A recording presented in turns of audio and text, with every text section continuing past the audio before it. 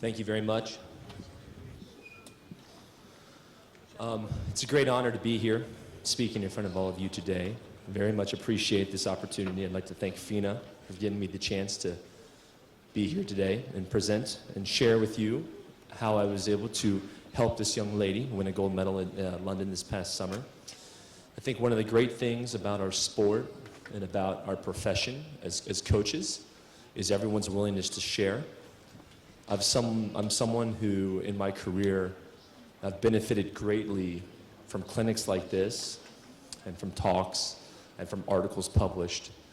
And my hope today is that by sharing with you all, that some of you can walk away with some ideas that can hopefully help your program, that can help your club, and that could possibly help your athletes as well. I think one of the challenges for anyone that gets up and speaks is not everyone has a Katie Ledecky, not everyone has a Missy Franklin or a Florent Manadou, you know, but there's a couple of key points that I think that we can all share and take away from that will hopefully allow you with your program, with your team, to be prepared for when an athlete like that does come around. I think one of the key things about today that I like to express is that my goal in starting to coach was never necessarily to coach an Olympic gold medalist. It was never to get to that level. My goal has always just been to help people be the best they can possibly be. And I think that by creating an environment every single day on the pool deck with your club, with your swimmers, with your staff, that if you strive to do that, then success is going to come. Before I get into Katie's training, I just wanted to speak a little bit about this past year and how we got to this point and what, just kind of tell the story about Katie Ledecky. And I think for a lot of people, her success was a little bit of a surprise. She's someone that was very young. She was a very promising age grouper in the United States, but she was very unknown at the international level. And so there was a lot of, to many people, I think her success was a surprise, but for those of us who knew her and who worked with her on a daily basis, her success was not a surprise. It was about September of last year, of 2011, where I took Katie out to lunch one day. And I'd been working with Katie, I've been coaching her for about 5 years, about 4.5, 5 years. And we knew, obviously, that this year coming up, it was going to be a big year, 2012, the Olympic year. It was going to be a big year. And I took her out to lunch one day, and we were just kind of talking. And one thing that Katie and I always have done is that at the beginning of every season, we always sit down and we talk about goals. We always talk about things that we want to accomplish, both short-term and long-term goals. And we were just talking about what she wanted to accomplish, what did she want to do, and I said, okay, well, this being 2012, Katie, what's the ultimate goal this year, this summer coming up? And she kind of thought about it for a little bit, and she said, well, what do you mean? And I said, well, what's the best thing that could happen? And she said, well, make the Olympic team? And I said, yeah. And it's like, is that something that you would want to do? And she said, well, yeah. I said, well, then say it again. And she said, make the Olympic team. And I said, okay, you know, that's our goal.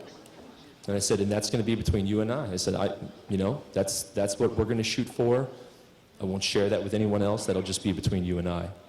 And that was really the only time we kind of verbally said, let's make the Olympic team. But it was a key point because I think at that point, it's something that she took ownership of, and it was something that she took very seriously. We moved through the fall. Katie was training exceptionally well. Doing a really great job. We had the opportunity to go and visit Colorado Springs at the United States Olympic Training Center in November.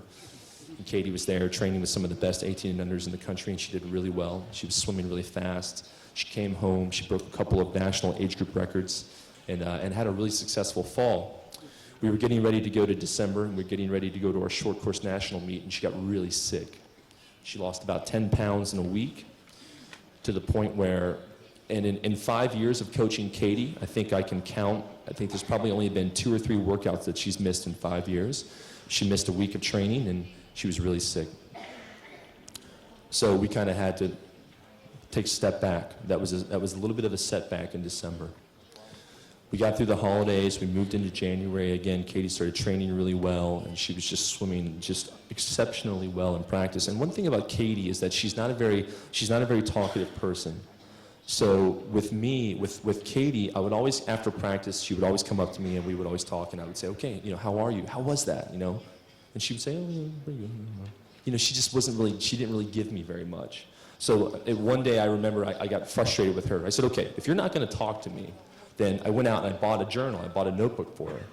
And I said, here you go. I said, and every day you have to write down, your wellness, how you're feeling, how well you slept, how are you eating, and just tell me something good that you did that day.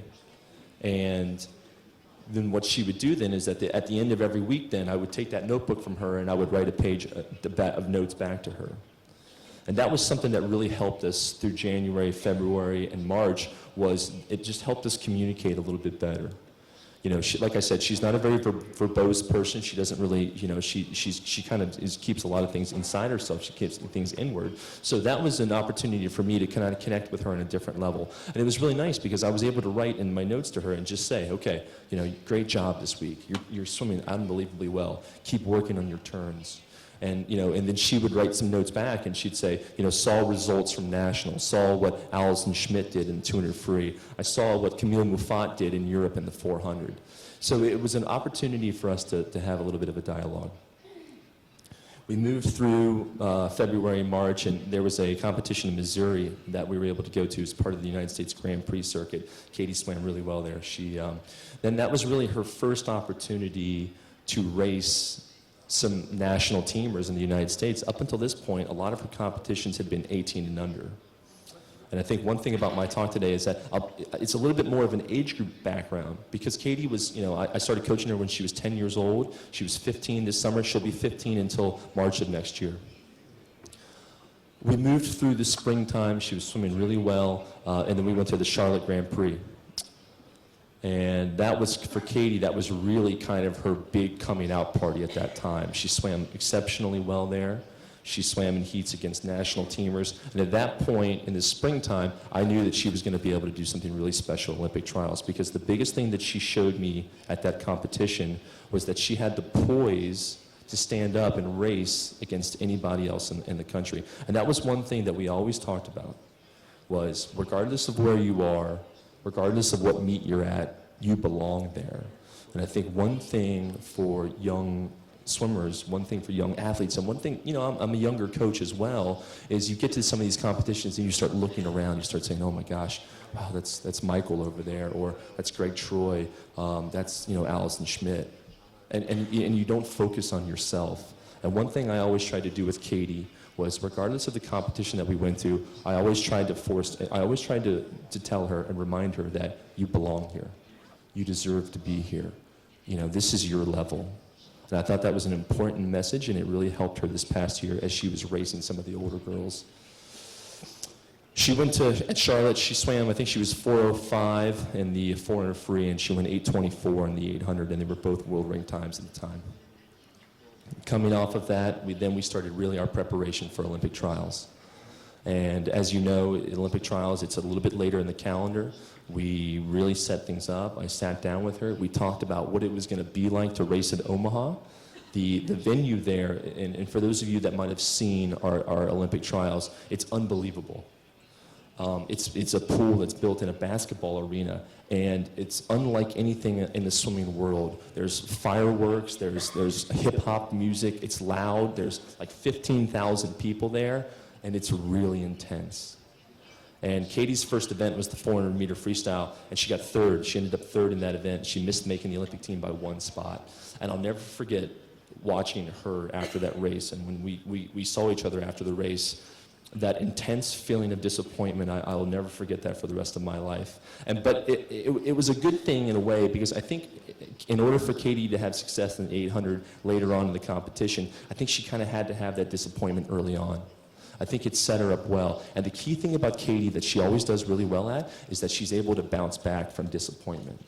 And she's able to get over anything. One thing we've always stressed was that if you have a good swim, great, let's move on. If you have a bad swim, it's okay, let's move on.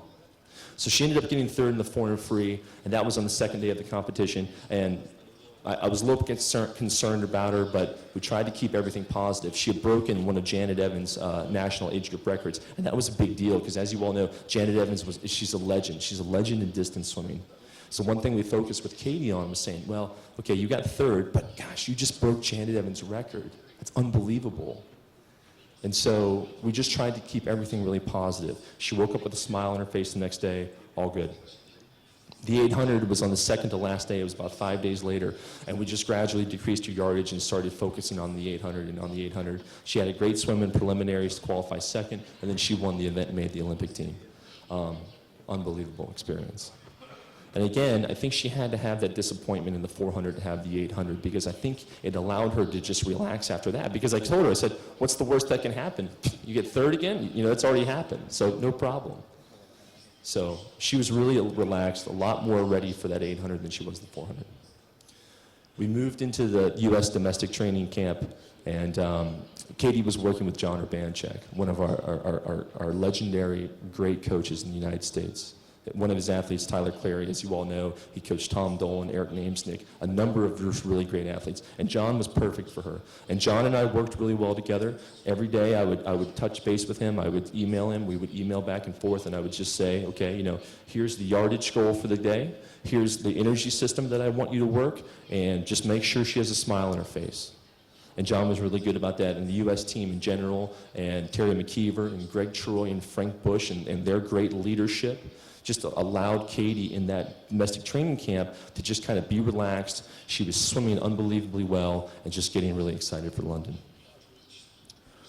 They get to London, everything's going well, and I had the opportunity to go there. So I flew to London, was able to watch her preliminary swim, and it was okay. You know, she was really nervous, she said, for preliminaries.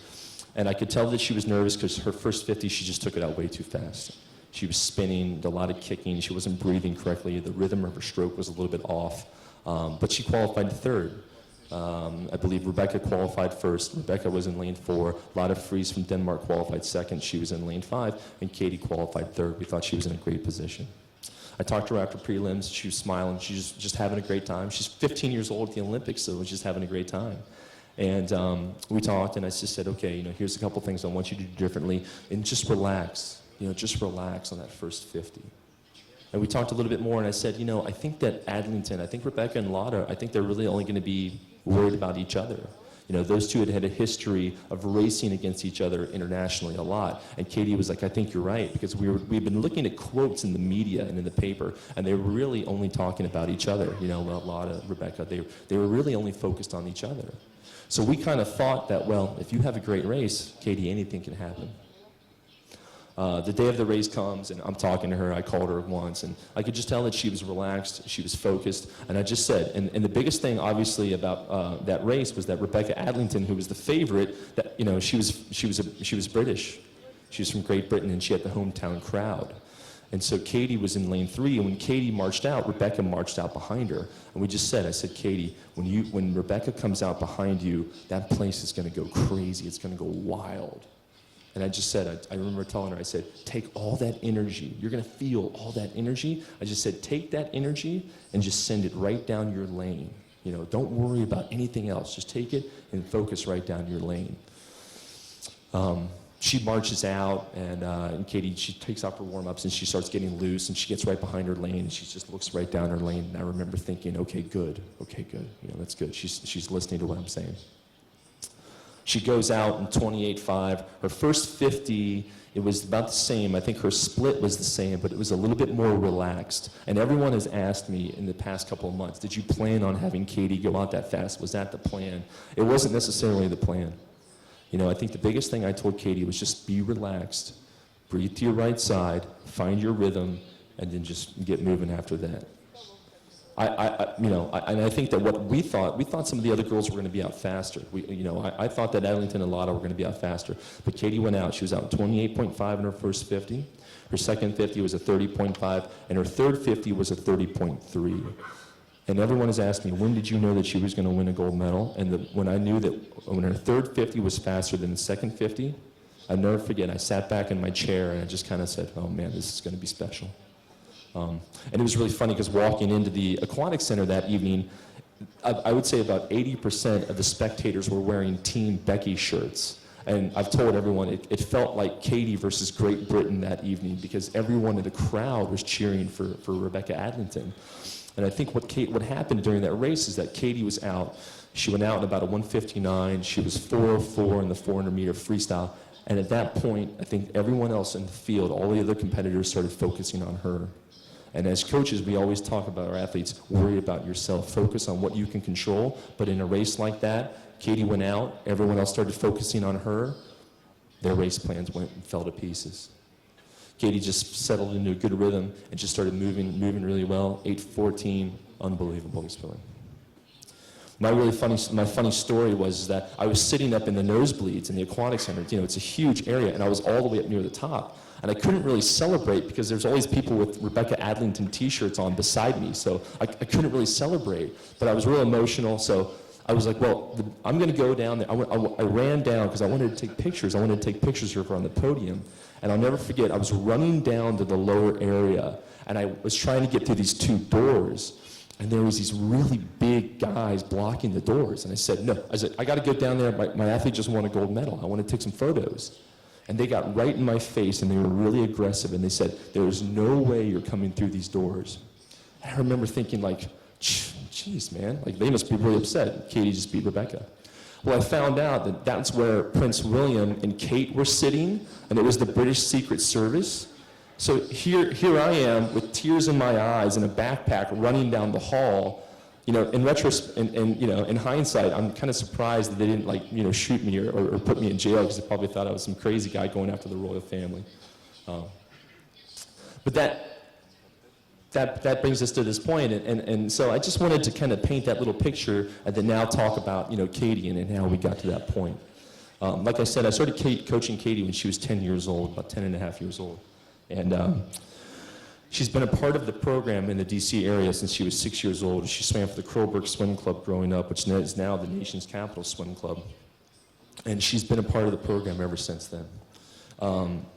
From day one, Katie was 100% committed, never missed a workout. She's just someone that always loved coming to the pool no matter what was going on. Whether she was sick, having a bad day, it didn't matter. Katie came to the pool with a smile on her face, ready to work. She's incredibly self-driven. Katie's the type of person that she sets goals on her own. She's aware of her best times. She knows who her competition is. And she's very focused on what she wants to do. I think one of Katie's greatest strengths is that she's very humble. She's very humble. From looking at her, you would never know that she was an Olympic gold medalist. She's a great teammate. She's incredibly supportive of others. She's always asking about the group. After she won a gold medal, one of the first things she asked me was, how did everyone else do back, at a competition back home? And I remember thinking, well, geez, Katie, can we just talk about, what you just did? She's very humble. And I think that she was also just, like I said, just really supportive. And I think that was really key. 4 traits that I feel like when you're looking through your age group program, and I think one thing in swimming that we don't talk enough about is talent identification. It's looking for talent in our younger swimmers. It's looking for traits that stand out. And I think there's 4 things that really separate good swimmers from great swimmers as they progress through the age group ranks. One is just work ethic. There's really no substitute for hard work. It's finding kids that are willing to put in the time, willing to do whatever it takes to be great. The second one is just natural ability. Work ethic can take you only so far. Kids need to have talent. They need to have, there needs to be some natural ability there. Third one is race ability. Finding swimmers that love to get their hand on the wall. Finding swimmers that just, you can just tell when they're behind in a race, they're willing to cut off their left arm to try and get back in that race. And I think those are qualities that you can develop them, but I think they're also qualities that kids are born with. And the fourth one is just good family support.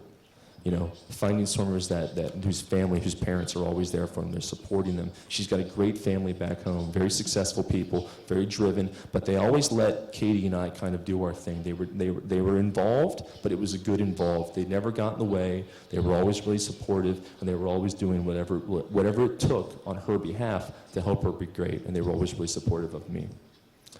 And then have an athlete like this, and this is a little bit my thing, is teach them how to swim a good distance race. I'm a little bit of a distance-based coach. I think it's important at a young age that kids need to learn how to swim 400 meters. They need to know how to swim a good 800, a good 1500. And then as they get older, they can come down and swim some of the shorter races. Talking about Katie's training, we're kind of an aerobic-based work program. I believe in training longer freestyle and mixing in some good IM. I think one commonality that I've noticed amongst a lot of the presentations today is that there's a lot of IM training. I think that's really important. Katie doesn't swim freestyle every single day. We work on IM a lot. I think that's really important. I think it maintains balance, and I think it's really helped her in her progression of her career. We train energy systems. I like to train energy systems throughout the year, and I'll explain that a little bit later on, where we focus on different energy systems throughout the year, but race pace. I think it's really important throughout the year that kids are swimming fast. That you're swimming fast even early in the season, middle of the season, end of the season. You're always just asking your athletes to swim fast. I like to divide my competitive year into about 3 14 to 18-week cycles, and it just kind of helps me in my mind as I'm planning, kind of breaking up the year, and that's how I've always looked at it. The first one is kind of September to December, the second one being January to April, and then the third one is March to August. We go 5 to 6 weeks of about endurance, what I call endurance training, 5 to 6 weeks of threshold training, and then 2 to 3 weeks of power and pace, and then 10 to 14 days of rest leading into any China championship meet. And then each cycle is going to be adjusted based on the time of year. For instance, we might go 6 to 7 weeks of endurance training in September, leading into the fall. And then that number then decreases as we go throughout the year. It'll probably be a little bit. It's a little bit more like 4, maybe 5 weeks as we head into that third cycle as we get ready for March to August. One thing that's consistent throughout each cycle is good kicking. I think one of the biggest things that we've seen at the international level is that if you want to be a fast swimmer, you have to be a good kicker. That's one thing I emphasize with Katie a lot. It's emphasized with my athletes a lot. One thing we talked about was on the back half of the 800 and the second 400, she had to have consistent legs. And I think that's one thing that she did a great job of at London, was keeping her kick going the entire swim. Tempo training, and I think that kind of ties into race pace. It's just good tempo, never letting her train getting into a period where she's just swimming too slowly. And I kind of measure tempo from hand to hand, and I think Katie's ideal tempo of racing was about 1.4 seconds. So right hand to right hand entry, about 1.4. So one thing that we work on throughout the year is just doing work at tempo, at 1.4 tempo, just hitting good pace, hitting good numbers. I'd say this past year she averaged about 65 to 70K a week. And then that obviously was brought down as we progressed throughout the season, but getting ready for Olympic trials and the Olympic Games. Training progressions are key.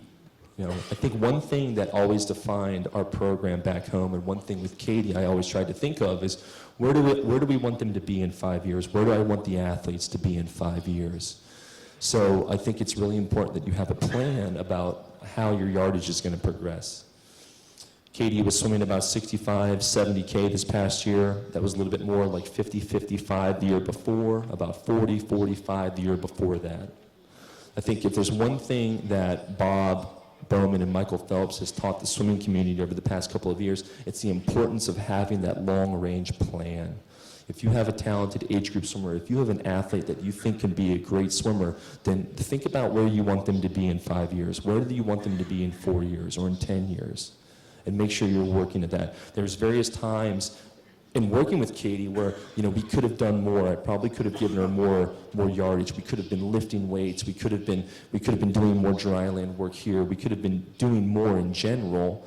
But I just think it's important that as a young athlete that she has something to look forward to. Up until this point, her dry land training, her weight training, it's been pretty moderate. She hasn't done very much because I want there to be something for her to look forward to. I think it's something that she can add as she moves on that will allow her to continue to progress and move through the ranks.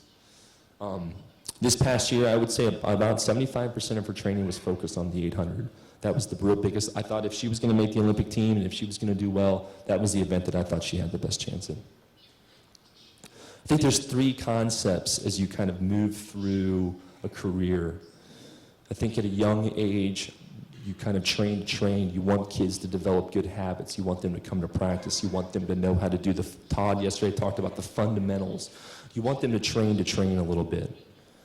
Then I think that I've always thought about it, then you train to compete. You want to start talking about race strategy. How do you swim a good 400? How do you swim a good 200 IM? How do you swim a proper 100 breaststroke? Then I think the third segment then is training to win.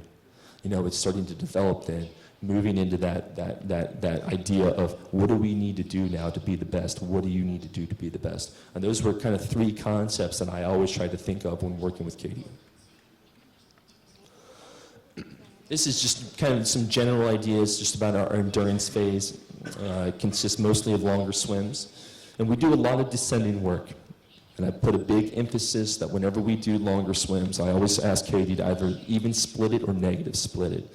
Always thinking about the back half. Finishing strong, that's one thing that we always talked about, was just finishing a set, whether it was kicking, whether it was pulling, whether it was pace, whether it was a race, just finishing strong. So, you know, I just put up examples. You know, we'll do a set of 11 400s, just descending them, dropping 5 seconds from the interval. You know, descending distance swims where I'm taking splits and then asking them to beat them as the distance drops. One set that she really likes to do is a set, she goes 100, a 200, a 400, and 800, and then just holding pace throughout that and then descending the 800s by round. So if she starts off at a minute at the 100, then I expect her to be 2 minutes at the 200, 4 minutes at the 400, 8 minutes at the 800, and then seeing if she can descend that 800 by round. The famous Janet Evans set, I think that's a really good example of a freestyle IM combination set. Just working all 4 strokes. And I think that if you ask your athletes to train IM, I think you can delay fatigue. I think you can kind of trick an athlete's body by constantly challenging different muscles by having them swim different strokes. And those are just examples at the end of things that Katie's done. And I always tried, I think that there's one point at the end there that I think has always helped her, is that whenever we do endurance workouts or during that time period, I always tried to finish workout with good technique work or good tempo work, so that her body isn't just finishing with a long swim where maybe she's broken down. It's finishing then with really good technique, asking her to put some fins on and do some drilling, or asking her to really do a good job working on a tempo. Threshold phase, and I just kind of think of this as a way to work on the middle of your swim. These are examples. We'll do 6 250s on 4 minutes, just holding best average.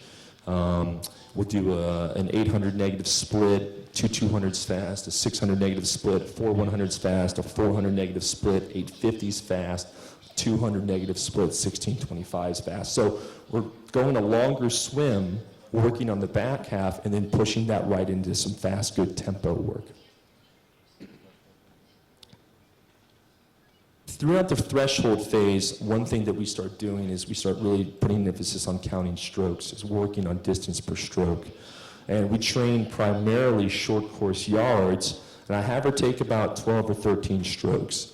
And so one thing that we'll do is we'll come up with a distance. It was about 125s.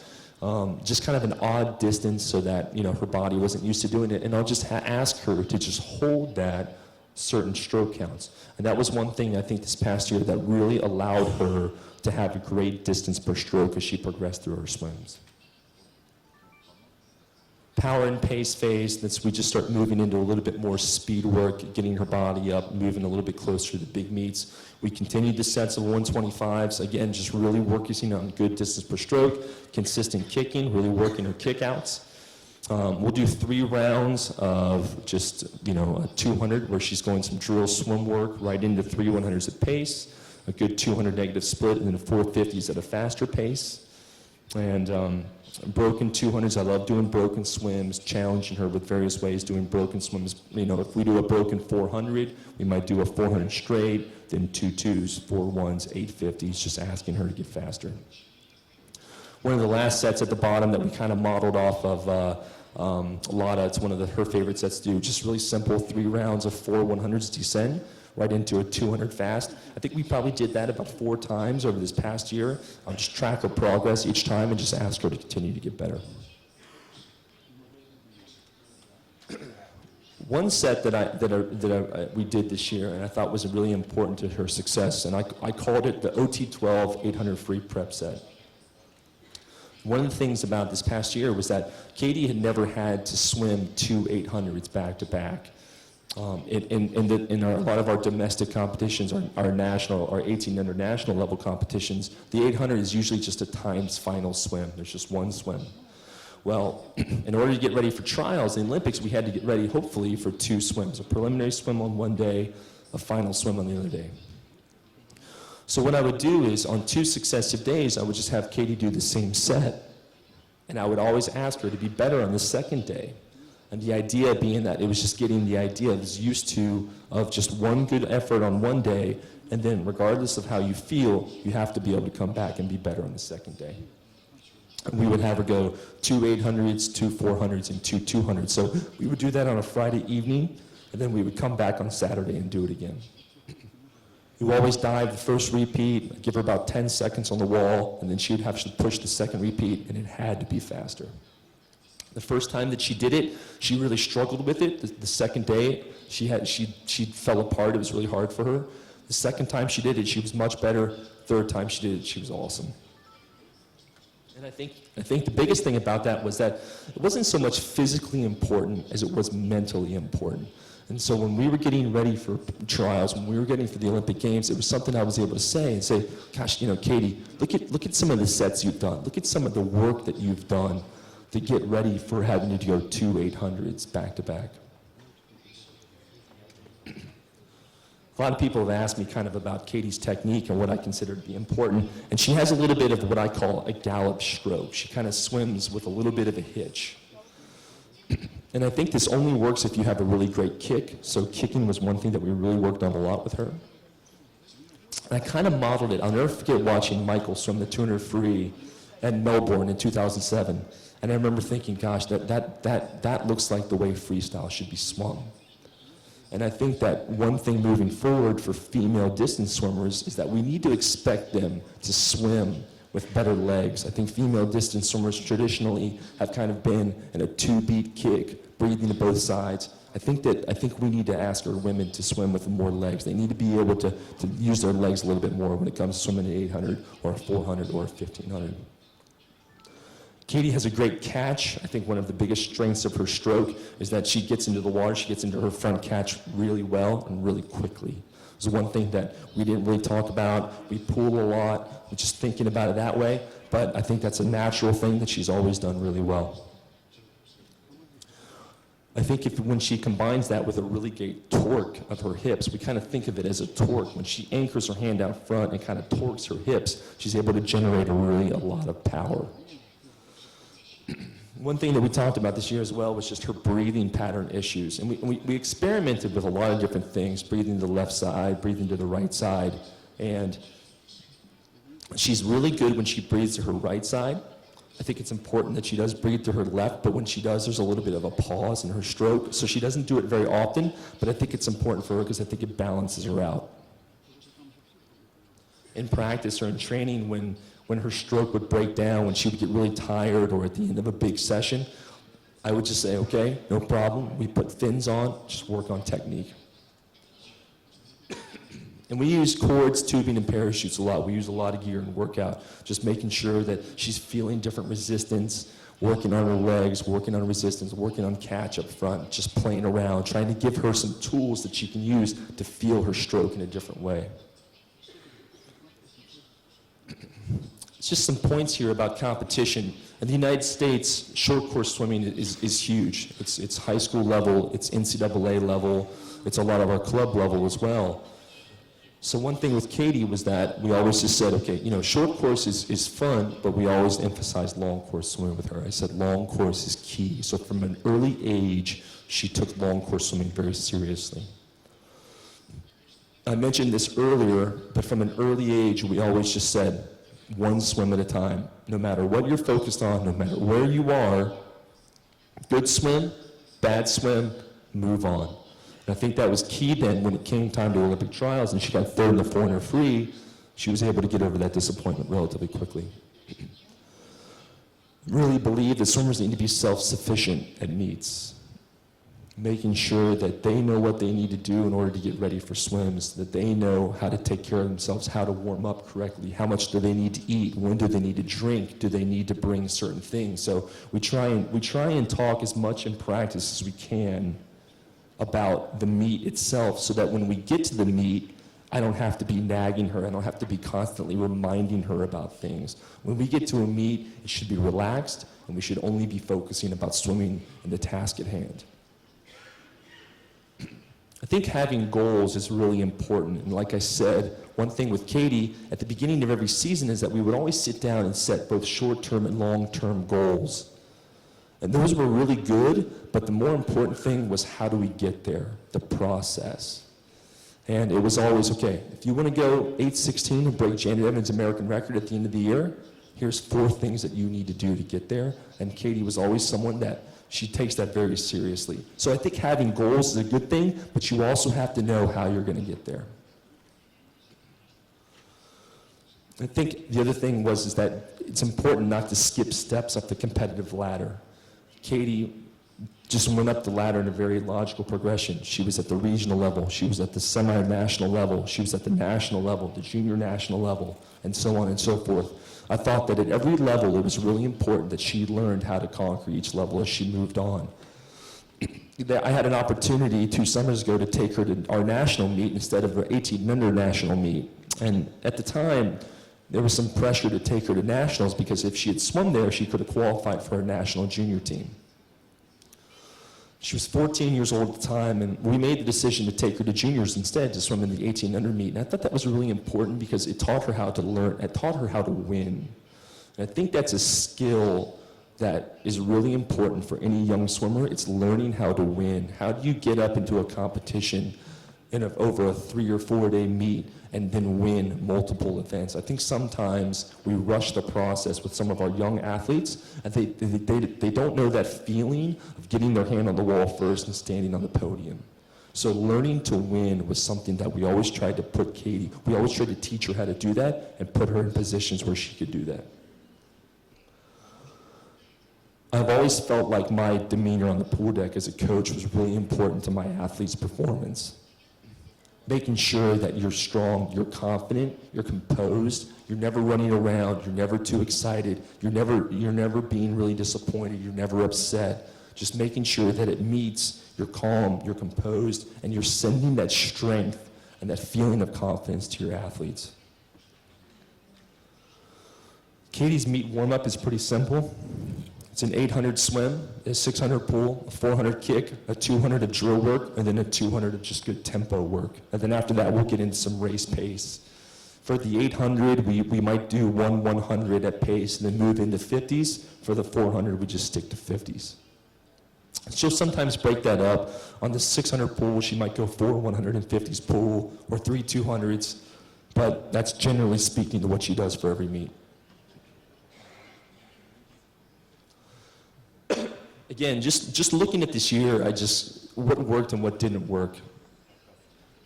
Our fall conversation, I'll just never forget sitting down with her and hearing her say, make the Olympic team. It's really good communication between the school and family. Katie had to miss a good amount of school this past year. And one thing that we really tried to do was just make sure that we were letting the school know whenever she was missing. That was one thing her family was really good about. Like I said, she had the opportunity to go train at the Colorado Springs in October of this past year, and I thought that was really, really important for her. It exposed her to kind of the Olympic experience a little bit. She got to work with some of the staff at USA Swimming, and it really kind of broadened her horizons. Again, Winter Nationals, she was really, really sick during that period. That was a little bit of a setback. We had an NCSA Junior National meet in March that was really fun, really team-oriented. The Missouri and Charlotte Grand Prix, that was kind of her first big stage, and again, the key point in those competitions was the sense that you belong here. There's a reason why you're at this meet, Katie. Yeah, you might be young, but you know what? You can swim just as fast as everybody else here. I don't care what their names are. I don't care if they're on the national team. You're every bit as good as they are.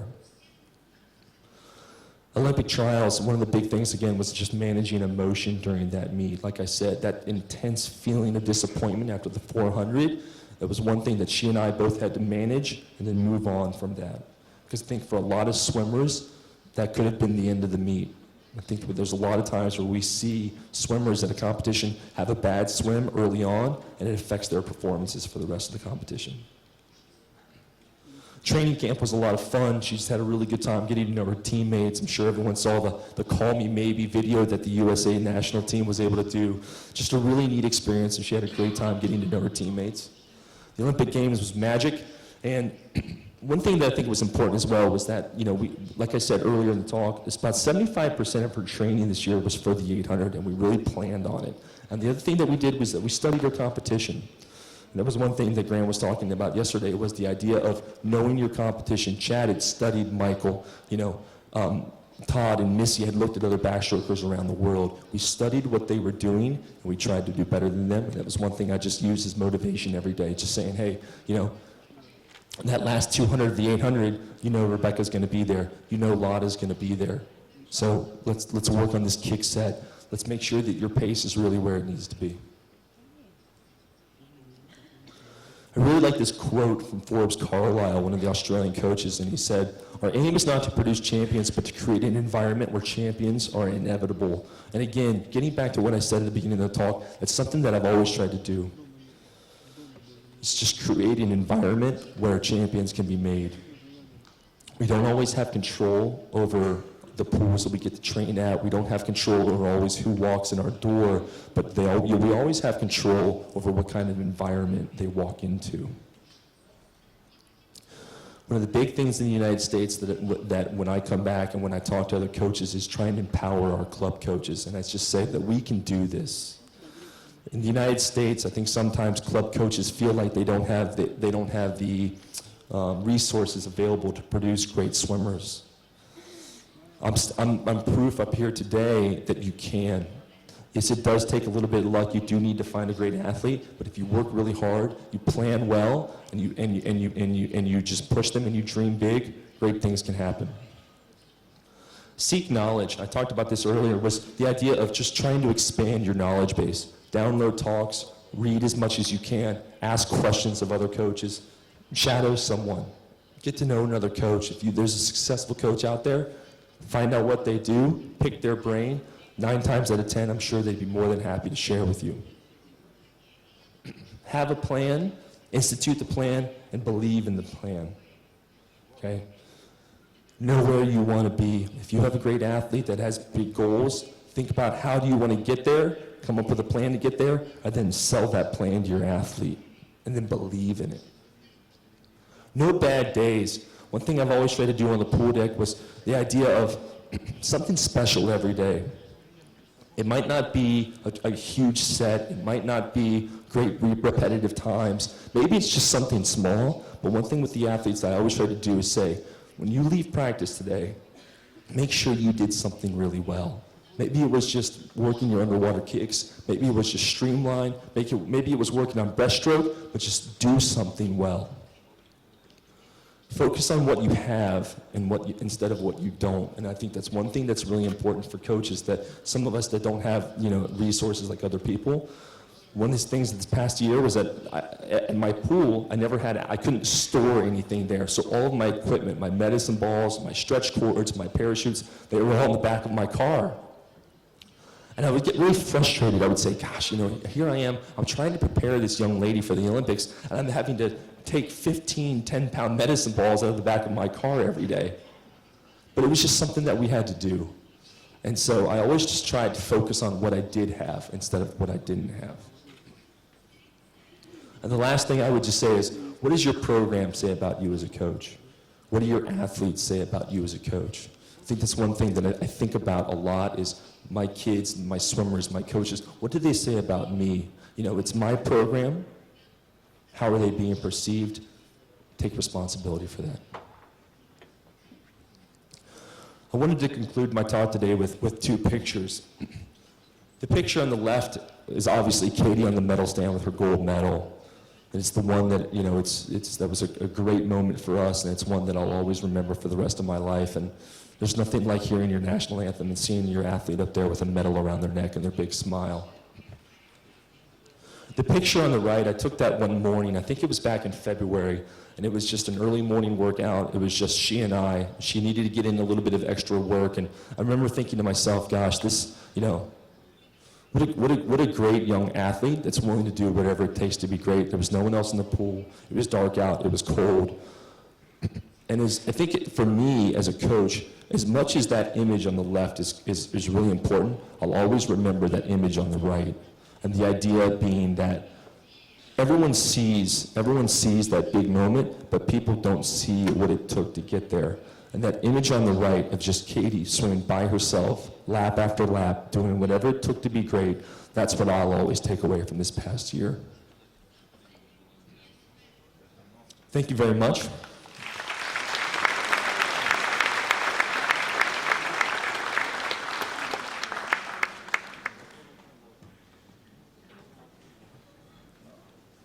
And again, if anyone has any questions for me, I can give you my email address, and I'd be happy to send you my email and my presentation afterward.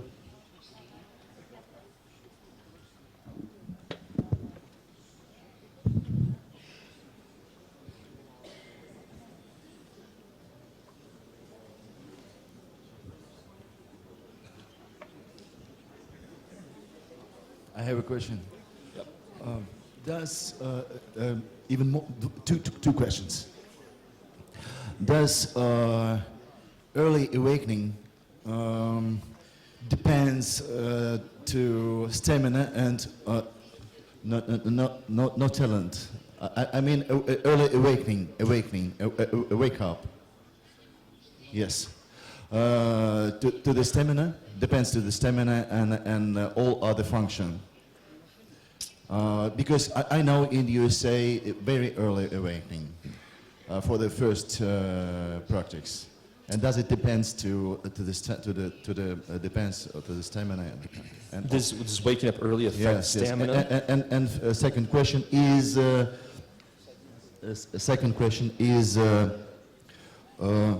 do you use in aerobic zone the extra low rate or pulse rate, you know, for example, like 120 times a minute pulse rate? Well, to your first question, do I think that waking up early? I don't really know. I don't know the answer to that and how that affects. I think it's important that kids, when they wake up, I think it's important that they need to learn how to swim fast in the mornings, because that's when preliminaries are swum. So I think sometimes coaches make the mistake of not getting in a lot of fast swimming in the mornings. And I think that's one of the reasons why you see a lot of people that when they get the big competitions, they might be able to swim fast at night, but they're not able to get it done in the morning, and maybe it's because their bodies aren't used to swimming fast in the morning. And then talking about training at a low heart rate, I would say that when we get into our endurance phase, I'd say about 25-30% work is done at a low heart rate, but for the most part, when we're in that endurance phase, I want our heart rate up. Yeah.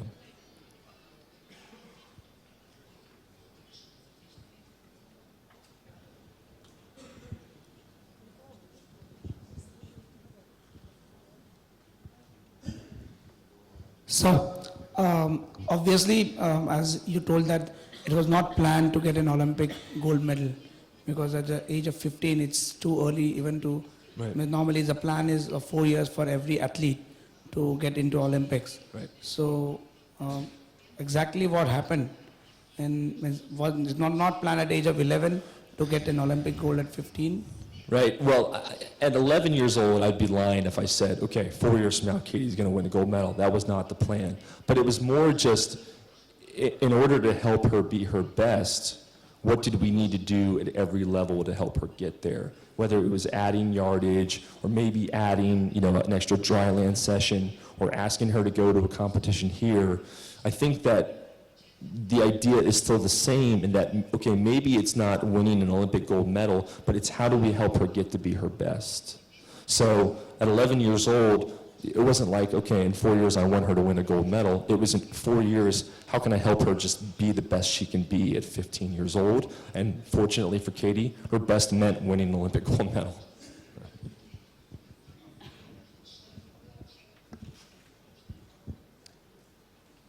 Thank you so much for your presentation.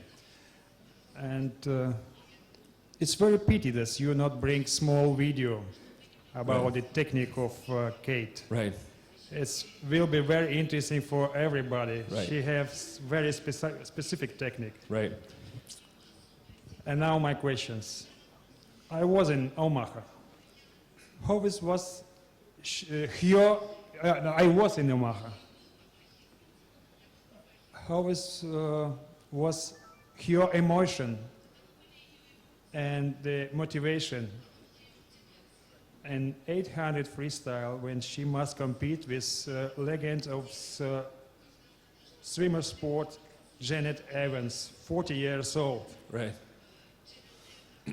Well, to talk about her technique, you're right. I wish I had a video of it, but it is very specific. Katie, again, I think the key thing for her is that she's got a really great catch. She feels the water really well up front. She's able to anchor her hands and then really torque her hips. I think she creates a tremendous amount of power that way. I think one thing that's really important is the rhythm of her stroke as well, and I think that it's important to have really great technique, but I think it's also really important that swimmers find a really good rhythm. And so whenever Katie's always had her best races, I've always stressed to her, stay relaxed at the beginning of your swim and find your rhythm. And it's a word that she and I talk a lot about. In terms of being in Olympic trials, and you said racing against Janet Evans, I think that was one thing that was more, the media kind of played that up a little bit more. I think it was more important to the media. Janet Evans is a great champion, but she wasn't really someone that we were focused on going into that competition. So.